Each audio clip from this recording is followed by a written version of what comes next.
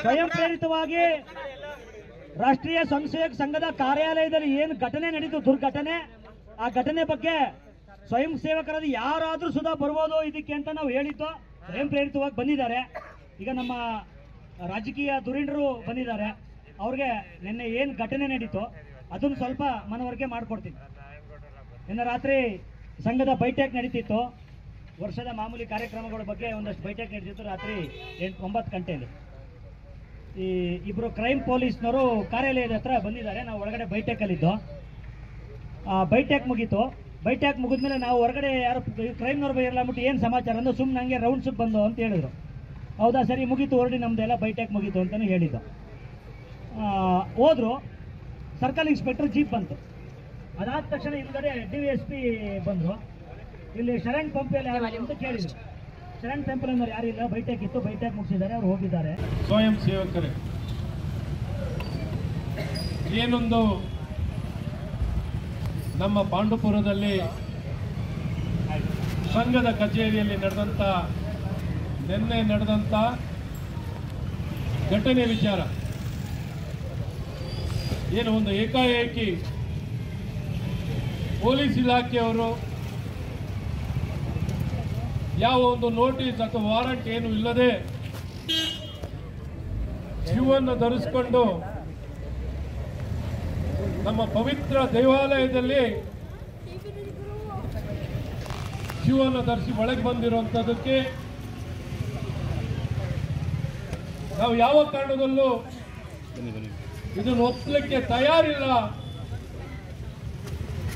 ಇದು ಯಾವ ಕಾರಣದಲ್ಲೂ ಸಹಿಸಲಿಕ್ಕೆ ನಾವು ತಯಾರಿಲ್ಲ ಅನ್ನುವಂಥದ್ದು ಬಹಳ ಸ್ಪಷ್ಟವಾಗಿದೆ. ಇಡೀ ದೇಶದ ಇತಿಹಾಸದಲ್ಲಿ, ಸಂಘದ ಇತಿಹಾಸದಲ್ಲಿ ಪ್ರಾರಂಭ ಆದಂಥ ದಿನದಿಂದಲೂ ಇಂಥ ಘಟನೆ ಎಲ್ಲೂ ನಡೆದಿಲ್ಲ ಅನ್ನುವಂಥದ್ದು ಬಹಳ ಸ್ಪಷ್ಟವಾಗಿ ನಮಗೆಲ್ಲ ಗೊತ್ತಿರುವಂಥ ವಿಚಾರ. ಹಾಗಾಗಿ ಇದಕ್ಕೆ ಖಂಡಿಸಬೇಕು, ಇದಕ್ಕೆ ಸೂಕ್ತವಾದ ಕ್ರಮವನ್ನು ವಹಿಸಬೇಕು ಅನ್ನುವಂಥ ವಿಚಾರದಲ್ಲಿ ಇವತ್ತು ನನ್ನೊಂದಿಗೆ ನಮ್ಮ ಕರ್ನಾಟಕ ರಾಜ್ಯದ ಮಾಜಿ ಸಚಿವರು ಆದಂಥ, ವಿಶೇಷವಾಗಿ ನಿನ್ನೆ ನಡೆದಂಥ ಘಟನೆಯ ವಿಚಾರದಲ್ಲಿ ಬಹಳ ಸ್ಪಷ್ಟವಾಗಿ ವ್ಯಕ್ತವಾಗುತ್ತೆ. ನಿಮ್ಮ ನಿಲುವು, ನಿಮ್ಮ ಕಾಳಜಿ, ನಿಮ್ಮ ಸೂಕ್ಷ್ಮತೆ ಇವೆಲ್ಲವೂ ಖಂಡಿಸುವಂಥದ್ದು ಯಾವುದು ಸಹಿಸಿಕೊಳ್ಳೋ ಪ್ರಶ್ನೆ ಇಲ್ಲ.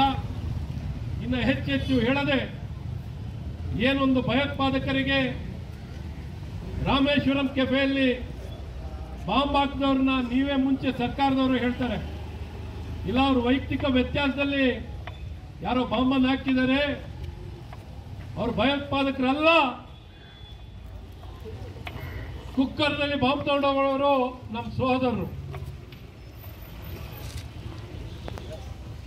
ಜೈ ಶ್ರೀರಾಮ್ ಅಂದ್ರೆ ಹೊಡೆತ, ಹನುಮಾನ್ ಚಾಲೀಸ್ ಹಾಕ್ತಾರೆ ಹೊಡೆತ, ನರೇಂದ್ರ ಮೋದಿ ಅವರು ಜೈ ಹೇಳಿದ್ರೆ ಪ್ರಧಾನಮಂತ್ರಿಗೆ ಹೊಡೆತ ಹೊಡೆಯೋದು, ಎಲ್ಲಿ ಬೇಕಾರಲ್ಲೇ ಕ್ಯಾಮ್ರಾ ಇಟ್ಟಿರೋದು,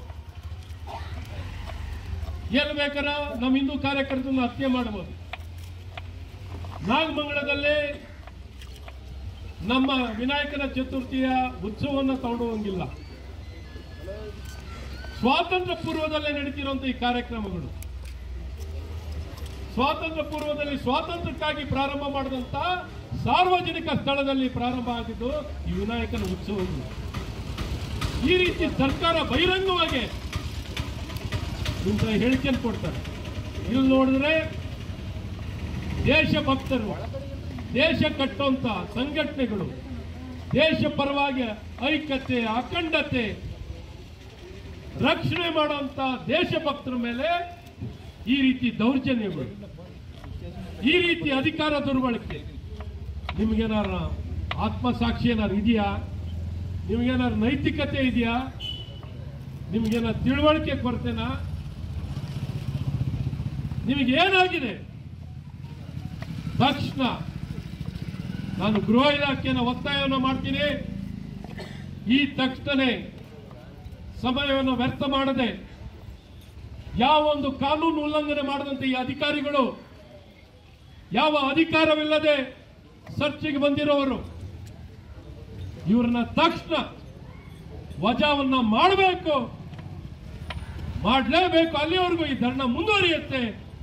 ನೀವು ಮಣಿಬೇಕು, ತಕ್ಷಣ ಅವ್ರನ್ನ ವಜಾ ಹಾಕಬೇಕು ಅನ್ನುವಂಥದ್ದು ನಮ್ಮ ಸ್ಪಷ್ಟ ಒತ್ತಾಯ ಅಂತ ಈ ಸಂದರ್ಭದಲ್ಲಿ ಬಹಳ ಸ್ಪಷ್ಟವಾಗಿದೆ.